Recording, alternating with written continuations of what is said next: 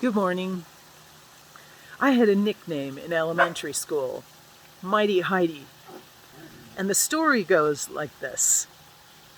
When I was 13, I went to the Netherlands to visit my grandparents. I went by myself, 6 weeks to be there in Europe, and it was really an adventure. On the last weeks of that journey, my grandparents and I went shopping, and there in the store was a pair of ankle boots, blue suede with strips of leather, with gum rubber soles. Oh my gosh, I was in love.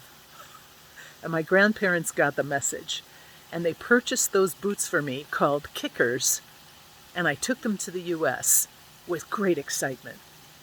I started my 8th grade year at a Catholic school again.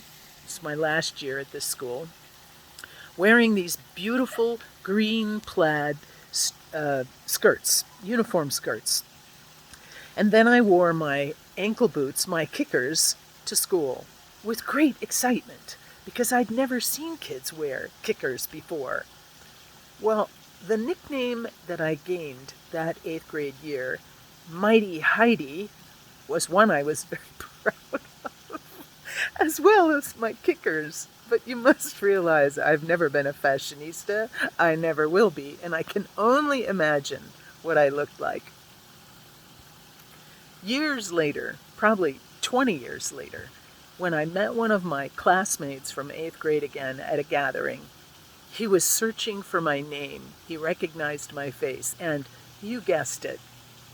He said, "Wait, Heidi, right? You're Heidi." Like, no, I'm not Heidi. I'm Monique. But I understand why you think I'm Heidi. When we think of our lives, we think of ourselves at different phases.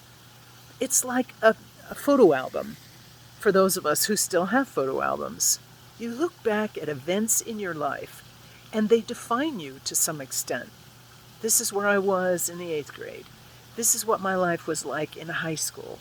These were my friends, and these were some of the escapades I got into when I was in college. Onward through the lifespan that we have existed upon. That's been part of our journey.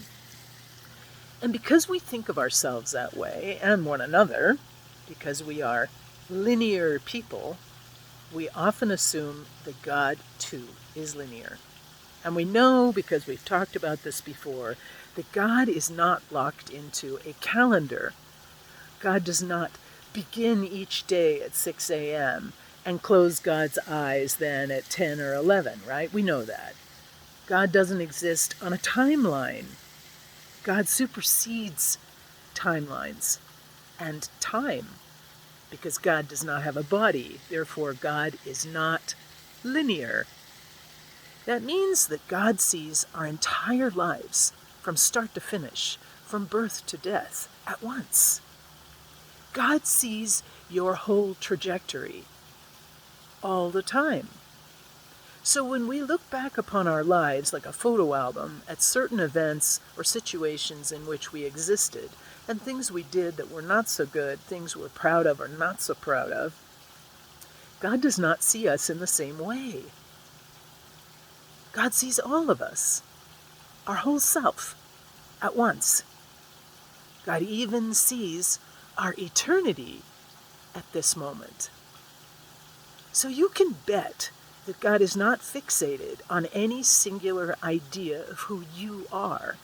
No Mighty Heidi, no poor choice Mary, no maligning Michael.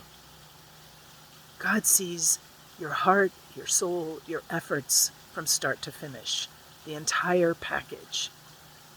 So when we go to prayer, try to make sure that you bring the whole self. Do not cling to those memories or those images that you're not so proud of or that you are proud of. Set all that aside as God does. Go into prayer. Allow God to be the one to tell you about yourself, to tell you what God knows about you that you have not yet discovered, what God most loves about you. Surrender the nicknames. Surrender the images, the identity. and allow God to be the one to lead you forward.